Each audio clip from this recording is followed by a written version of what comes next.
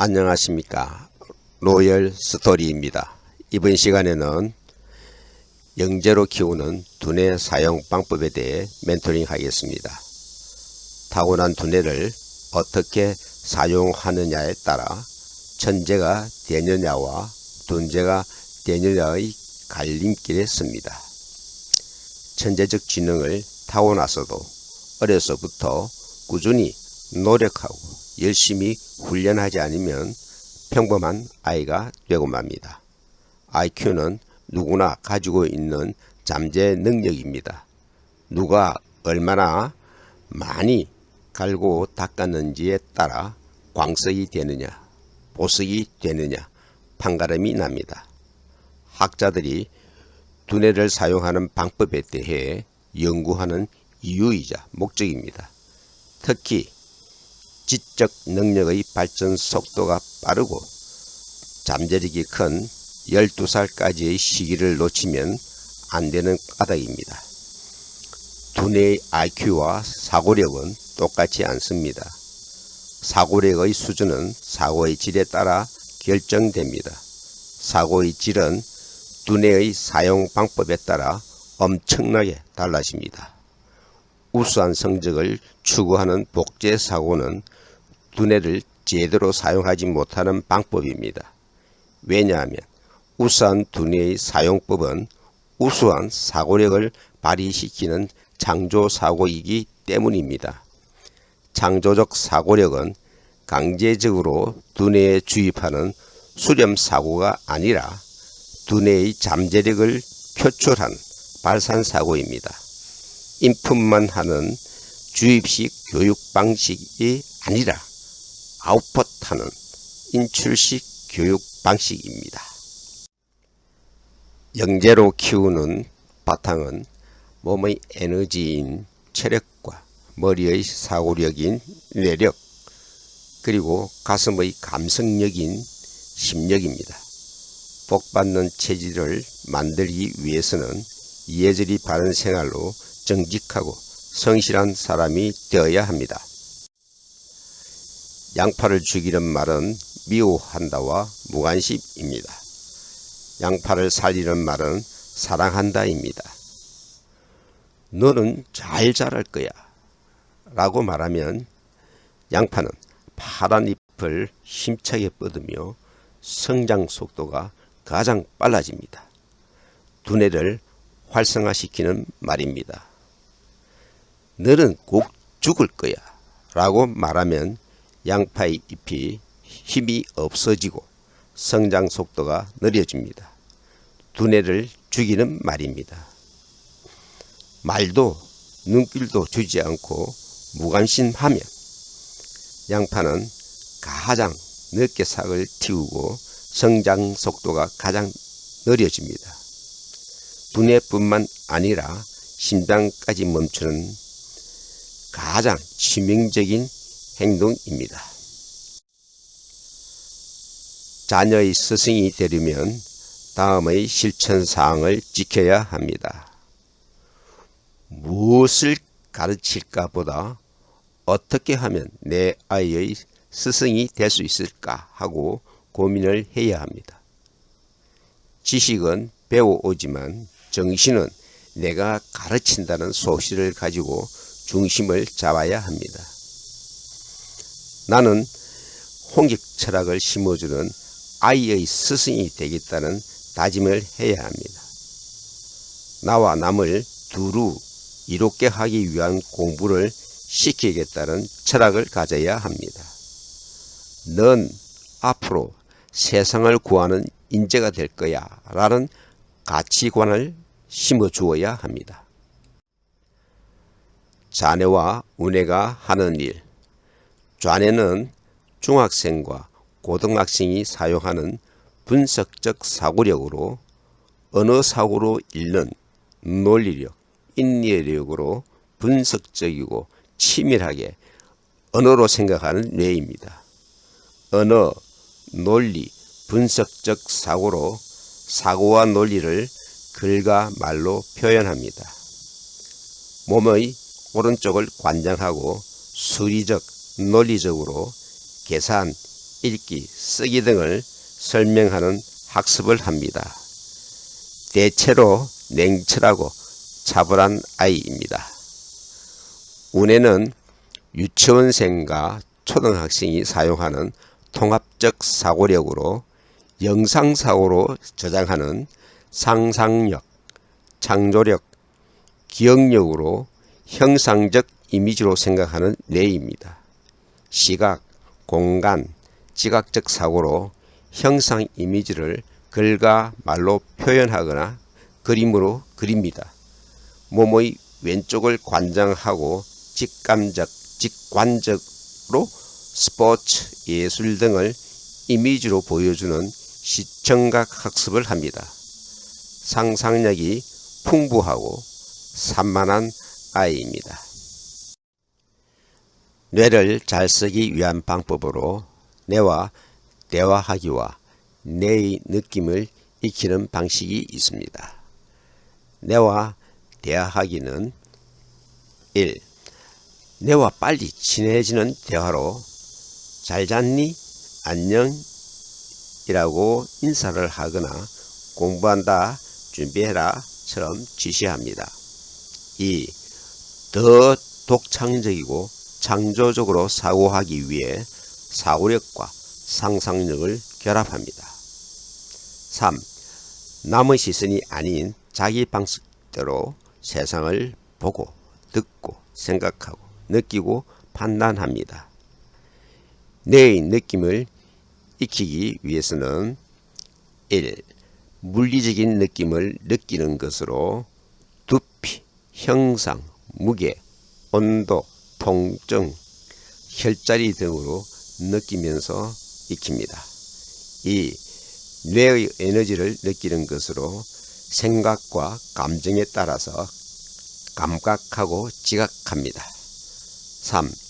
드나드는 정보를 의식하는 것으로 뇌가 가진 기능과 파워를 사용하여 직감하고 직관하여 이미지로 간직합니다. 두뇌 회로를 튼튼하게 만들기 위해서는 단계별로 정보를 전달합니다. 1단계는 정보를 정리하는 단계로 고쳐야 할 습관과 가져야 할 습관을 작성합니다. 정보를 전달하는 2단계는 정보 전달 방법으로 현장 지적과 반성 시간을 줍니다. 정보를 확인하는 3단계는 실천 과정에서 스스로 좋아지고 있다는 것을 느끼게 해줍니다. 4단계는 정보를 평가하고 분석합니다. 어른의 잣대가 아니라 아이와 눈높이를 맞추어야 합니다.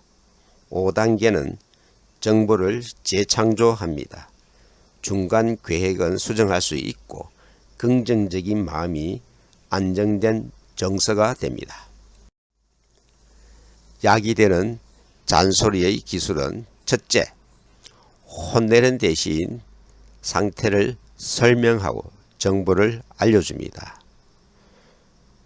숙제 언제 할 거야? 도대체 커서 뭐가 되려고? 라고 말하는 대신 지금 10시다. 자기 전에는 일을 끝내야 한단다. 라고 말합니다. 둘째, 너 대신 나라는 말을 사용합니다. 너 자꾸 거짓말 할 거냐?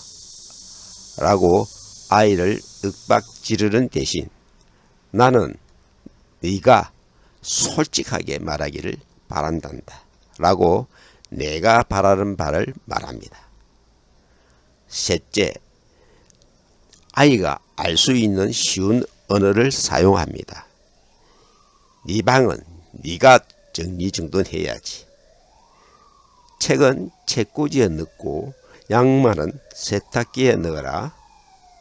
넷째, 절대라는 말을 자주 사용하지 않습니다. 너는 절대로 사고하는 법이 없구나. 라는 말 대신 너도 실수를 할 때가 있구나 라고 말해줍니다. 잔소리도 잘만 하면 아이에게 약이 됩니다. 약이 되는 잔소리 기술을 익혀봅시다.